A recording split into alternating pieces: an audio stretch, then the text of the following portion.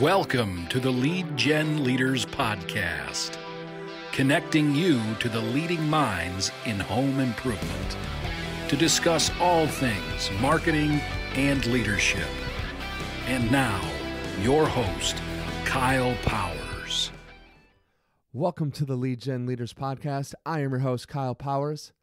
I'm very excited for today's guest as he has spent the last 20 years helping home improvement companies generate leads through direct mail. He is currently the owner of jumbopostcard.com. I'd like to welcome to the show J.R. Sedlack. Hello, J.R. Hey, Kyle. How are you doing today? I'm good. How are you? I'm doing well. Hey, really excited to have you on the Lead Gen Leaders Podcast today. To talk about something that has been tried and true, for a long time, and I think is still just as relevant now as it's ever been, and that's direct mail. But before we get into talking about direct mail, could you maybe give the listeners a little background of who you are and where you're coming from?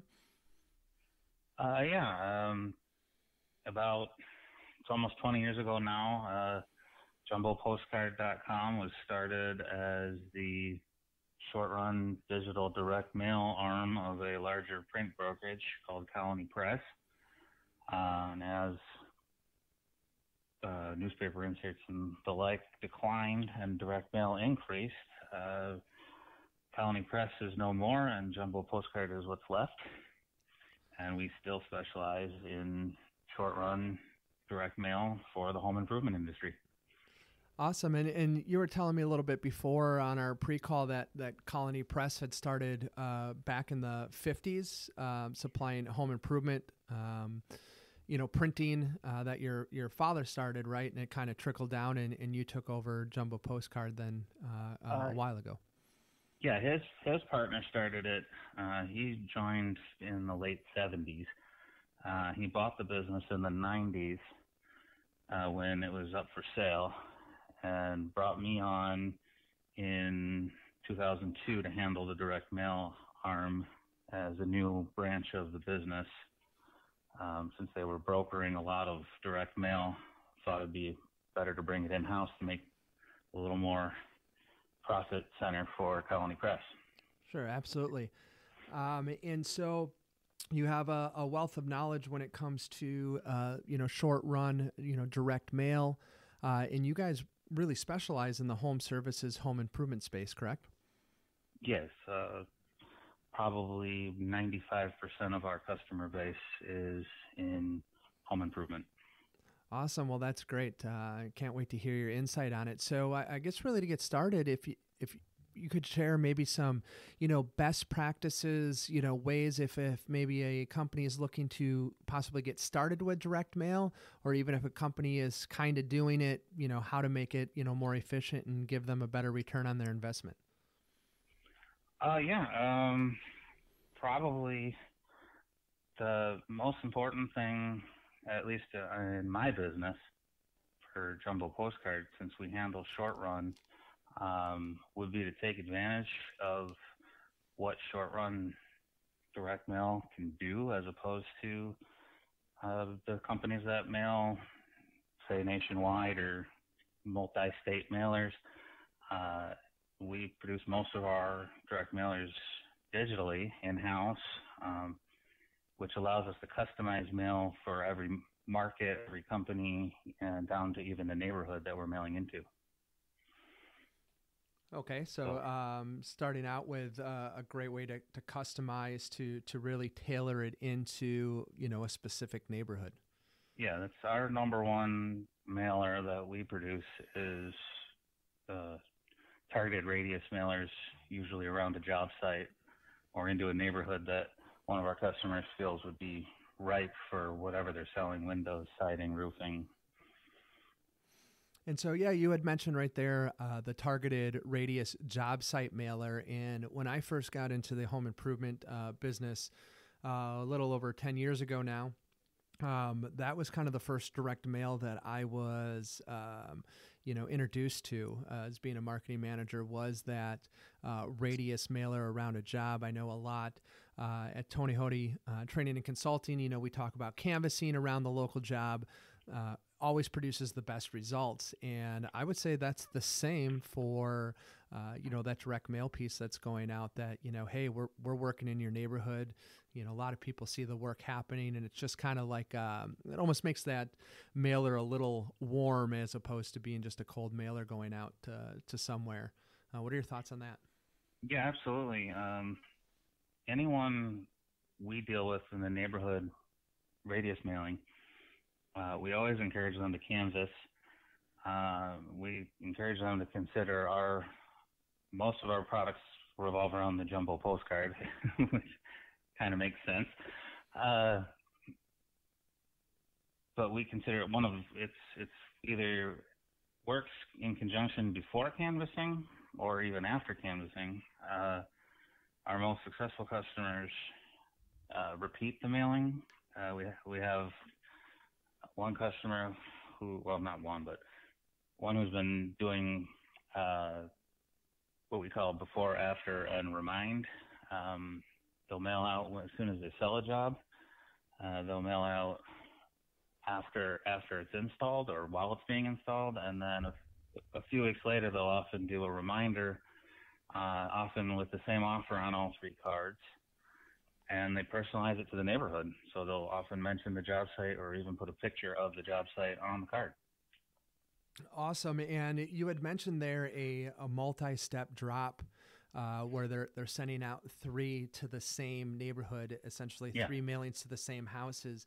And so for someone looking to really get into direct mail and do it well, if they maybe had the budget, let's say to mail 5,000 homes total in any given time, would you recommend trying to budget to where maybe they're not mailing 5,000 homes, but maybe, mailing, 2,000 homes a couple times, or just the overall, just one mailing?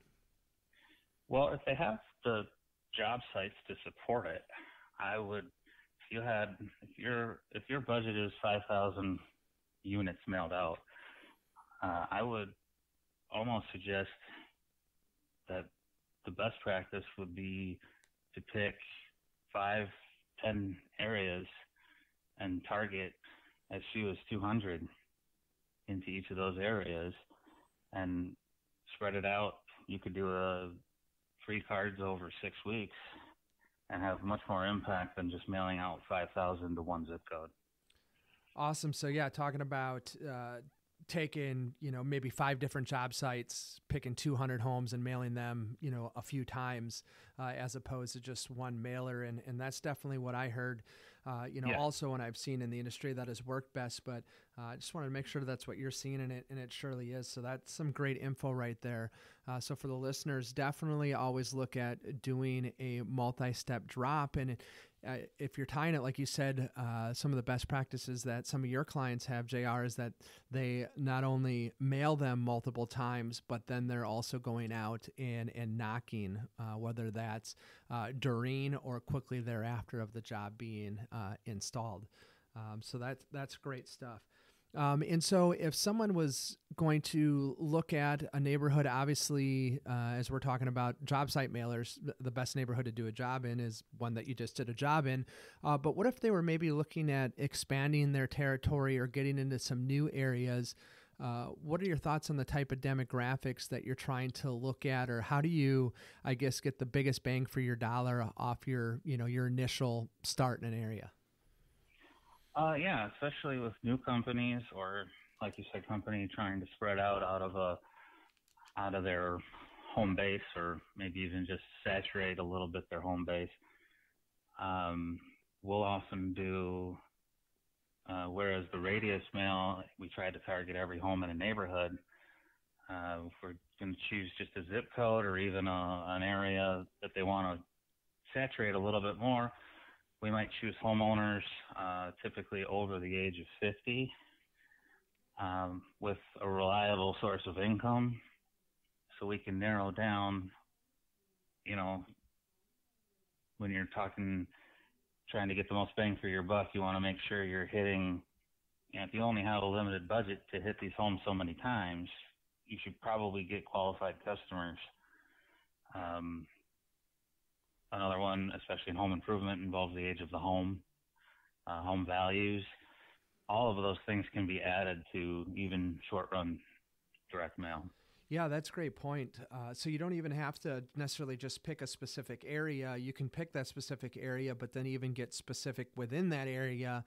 So you're maybe not spending money on mailing a rental property or some people that may not fit in the demographics that you're looking for. Yeah, you might want to avoid at least the lists. I mean, no list is 100% clean, but you can avoid rentals, you can avoid some vacancies, and even people maybe on fixed income. Awesome. So that's really good to know that you can dial in. And is that something that you guys can help the customer figure that out? Yeah, well, regardless of who they use for their direct mail campaign, they should make sure that the person that they're dealing with or company that they're dealing with can work with them on an individual basis for targeting. A lot of mailers have minimums where they require 5,000, or in order to get certain pricing, they have to saturate entire carrier routes and stuff, and then they're stuck with apartments or homeowners that don't fit their best customer. So they should really make sure that whoever they're dealing with is familiar with their industry. Yeah, absolutely. That's a really great point there. And so with that, is there, someone looking to get started? Okay, so they've, you've helped them narrow down the neighborhood. They have their budget. They know what they want to mail. Multi-step drop. What are some best practices when it comes to, designing what that mailer should look like? Is there, offers that you see that work better than others, or looks? What's the message that they're trying to get out there? Yeah, I can't say there's a magic offer that's going to generate the most leads, but I can say that fortunately with this type of mailing, like a postcard mailing, the postcard arrives in the mailbox what we call naked, which means you got that 6-second window to show them something. So what we want to make sure is that you get their attention, which is why we use all full color. We always make sure that their logo or their name is prominent, because even if you're not going to secure a lead right there, you may get in their subconscious somewhere and they come across that Facebook ad or YouTube ad or wherever else you're advertising. You got to get so many touches in there. And, we get that offer prominent, whatever the offer is. The other thing, when you're mailing and on a budget where you're not mailing 50,000 pieces, we try to personalize it to the audience as best we can, whether it's mentioning the town they're in, the neighborhood they're in, or the street they're on. We try to get something to grab their attention before that piece of mail winds up in the recycle bin. Right. Which so many do, but I think you kind of have it down. I mean, just the name alone, jumbo postcard, is to the listener, it's much larger than a postcard. What is the size of the jumbo postcard that you send out? Our standard, we typically start at a 6x9, but they go all the way up to a 12x15. And so you can really stand out from the rest of the stuff going in the mailbox, first of all, which usually gets, a look from the homeowner. So you're using a bigger than normal piece of mail that's coming across to them. You had mentioned full color, which obviously grabs, a lot of people's attention. You mentioned that it comes naked in the mailbox, which means it's not covered by anything. There's no envelope to take it out of, correct? So right. As soon as they pull it out, they see what's on there. And then crafting whatever your offer might be and tying it in best to that, potential consumer that you're sending it to are all things to get right to make it happen. Yeah, that basically wraps up everything that it takes to make a effective mail piece. Awesome. What are some other things that you might want to share with the listener that maybe has never explored direct mail before, or maybe hasn't done it in a long time? Because I know right now, especially a lot with the pandemic, depending on what state you're in, depends on how open or closed your state may be. But we have the holidays coming up. We have home show season, coming up at the beginning of the year, and that first quarter and a second quarter.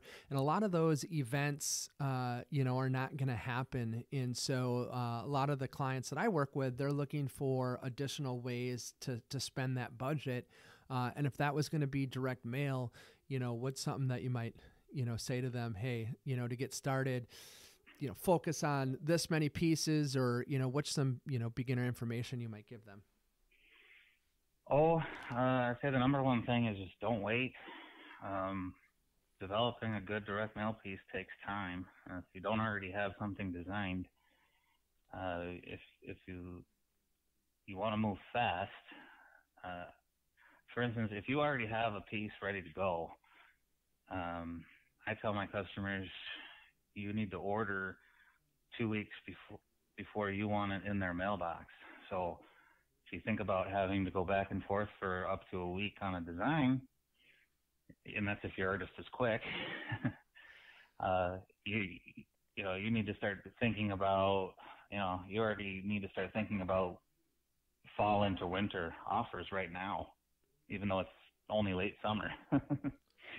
Yeah, I'm glad I asked the question, because that's something that I see a lot in our industry, is that when lead flow gets slow, they need it now. And so to pre-plan, I mean, I know already a month ago, a client that I've worked with was crafting up their holiday offer that was going to go on their direct mail piece, which was, buy windows, a house full of windows, get a free entry door for the holidays.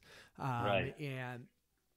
And so that was, it was 90 degrees, I think, when they sent me here in Wisconsin, when they sent me, hey, what do you think of this offer? And, so to be proactive and realize it's just not something that you can turn on overnight, that you have to, there's some planning, design, and everything that goes into it. That's really great information to get across to the listeners there.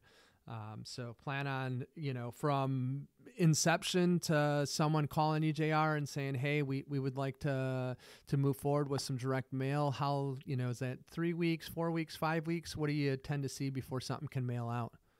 Well, yeah, once we have a piece ready to go, you're in the mail in average of 2 days. But oftentimes people want to get into direct mail, and like you said, they're coming out of winter, let's say, and they want to get something going for the spring, get leads, start getting leads. You want to start working on that in January and February, not calling in spring break saying I need leads now. Right. So give yourself a little bit of time, yeah. Yeah, well, and the closer you get to, like March, you're going to hit backlogs in the art department of up to 2-3 weeks. When you start designing a piece in January, you might get a design done in 2 days. Sure. So in those peak times, to be proactive instead of waiting for those peak times to try to get something pushed through. Exactly. That's great there. What are, a few kind of final things that, a company want to make sure they have in line to really get the most out of a direct mail piece? I would just say knowing your target is very important. Don't waste money on bad neighborhoods. I've had customers who, they'll get a lead or even a couple of jobs out of one neighborhood, and they'll stop and they'll go, well, I want to try over here, I want to try over there, and the mistake they made is they should have hit that neighborhood 7 more times. Sure. So yeah, you kind of shared two things there, making sure you get the right neighborhood and spending extra time in a neighborhood. We always equate it to you want to try to own an area. And if you're a very small company starting out, that might be a very small area that you can own, right? Oh yeah. Start close to home always, and it's even prevalent today. Just societal, people really want to work with local companies, and they don't, they love family owned, all those catchphrases. Right. So if you can make yourself part of the neighborhood, you're already on the right foot there. Absolutely. And when you tie in and you look at, an entire marketing plan of multiple things a company can do to generate leads, tying it in with direct mail of, like you said, a multiple step drop where it's hitting the homes multiple times, especially if you can get out and canvas, that area. It's just another touch you can have. But when you start looking at other things in those areas, things that you can serve them up, online ads, Facebook ads targeting those areas, as well as, for some states and some areas, there are some events starting to happen again, things like farmers markets and things like that. And so the more you can, tie into that community, hey, they maybe didn't set with your person at the farmer's market, but then, they get, 3 direct mail pieces that said, hey, we just did the house 4 doors down from you, and then a canvasser knocks on their door. The conversion, rates on that penetration just go up and up and up the more you can touch them, correct? Oh yeah, I've never heard anything but good results from multiple touches. Absolutely. So JR, I thank you for the time today, and that brings us to the last section of the show called Power's Powerful Points. What powerful point may you have for the listeners today? When you asked me to come up with something, I really thought about it a lot, and one of the things that often people make the mistake of with direct mail or a lot of advertising is you are not trying to sell your product, your window, your roof, your siding with the postcard. You're trying to get a lead and set an appointment. So try to design your piece so it's not a brochure for your window. It is a face of your company. You're just trying to get some recognition and let them know you're there and that you have something they want. Your salesman or you is going to go sit with them and sell that product, not the postcard. Absolutely. That is a fantastic, powerful point. We say it all the time with marketers. As marketers, we don't care if a sale happens. Obviously, we really do, because that's how the business gets any money, is by a sale happening. But our job is to sell an appointment, not sell the product. And so that is a powerful point. One of the ways we like to put it is think of the front of the cereal box, not the back. Right on. I like that. Well, again, JR, thank you so much for your time here. If someone wanted to reach out to you and look at possibly utilizing your service, how can they get a hold of you? The best way would just be jr@jumbopostcard.com. All right. Or they can visit your website, correct, at jumbopostcard.com? Yeah, or you or Tony. I always have my information, and you've given me plenty of referrals.